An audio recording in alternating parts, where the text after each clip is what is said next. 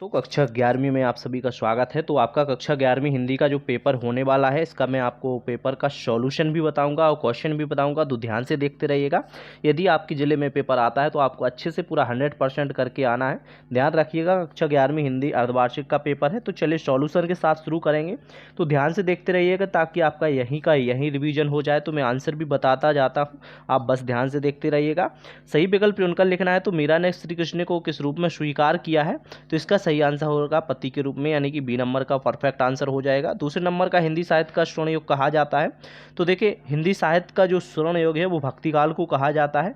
इसके बाद में अगला क्वेश्चन आता है, ध्यान से देखिएगा। यहाँ पर थर्ड दिया गया है, यहाँ दस्तों के साय में धूप में अलंकार। तो यहाँ पर तीसरे नंबर का ए विरोधाभास अलंकार हो जाएगा। इसके बाद देखिए, अपूप के साथ 2.5 साल पाठ गद्य की विधा है।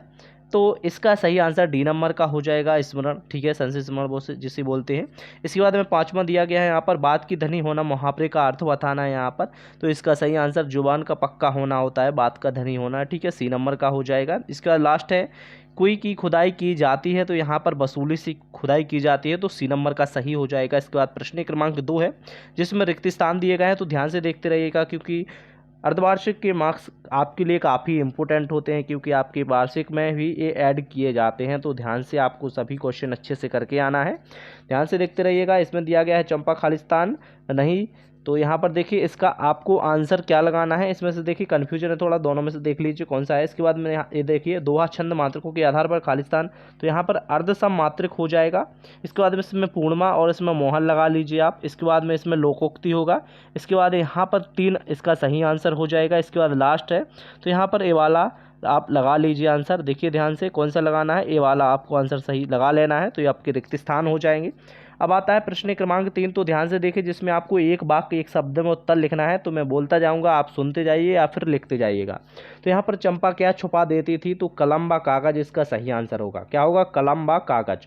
इसके बाद 2 महाकाव्यों के नाम बताना है आपको, एक एक रचना का नाम भी बताना है। ध्यान रखिए, महाकाव्यों के नाम रचना के साथ बताना है। ठीक है, तो रामचरितमानस तुलसीदास की है, कामायनी है जयशंकर प्रसाद की। तो दोनों लिख लीजिए, रामचरितमानस और कामायनी। ठीक है, कामायनी जयशंकर प्रसाद और रामचरितमानस तुलसीदास। ठीक है, इसके बाद में अगला आता है, वंशीधर ने किससे बैर मोल लिया था? तो यहाँ पर आपको क्या आंसर लिखना होगा? यहाँ पर आपको पंडित अलाउद्दीन लिखना होगा। ठीक है, तीसरे नंबर में। इसके बाद में फोर्थ आता है, देखिए यहाँ पर जो फोर्थ दिया गया है इसमें, इसके बाद अगला आता है, तो इसे भी देख लीजिए, जिसमें दिया गया है, देखिए 4th नंबर का है। इसमें दिया गया है, देखिए यहाँ पर 4th नंबर का, कि कौंडियों पर ईमान बेच देना मुहावरे का अर्थ बताना है। तो विश्वास समाप्त कर देना इसका अर्थ हो जाएगा। रैजानी पानी किसे कहते हैं? तो वालर पानी और पाताल पानी के बीच जो पानी का अन्य रूप है उसे बोलते हैं। ठीक है, भारतीय टेलीविजन को दूरदर्शन का नाम कब दिया गया था? तो 15 सितंबर 1959 आपको लिख लेना है। इसके बाद लास्ट आता है, देखिए यहाँ पर भारत की पहली मूक फिल्म बताना है यहाँ पर। तो यहाँ पर देखिए, राजा हरिश्चंद्र पे फर्स्ट फिल्म थी। तो यहाँ पर आपको लिख लेना है। इसके बाद सही जोड़ी आती है, तो ध्यान से जल्दी से मिला लीजिए सभी सही जोड़ी को।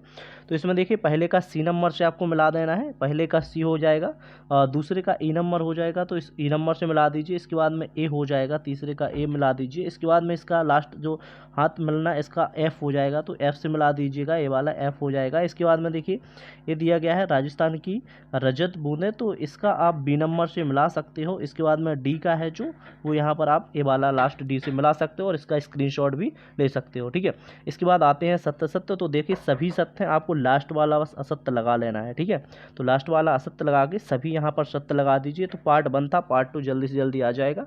तो वीडियो को ज़्यादा से ज़्यादा शेयर जरूर करना है। Thank you.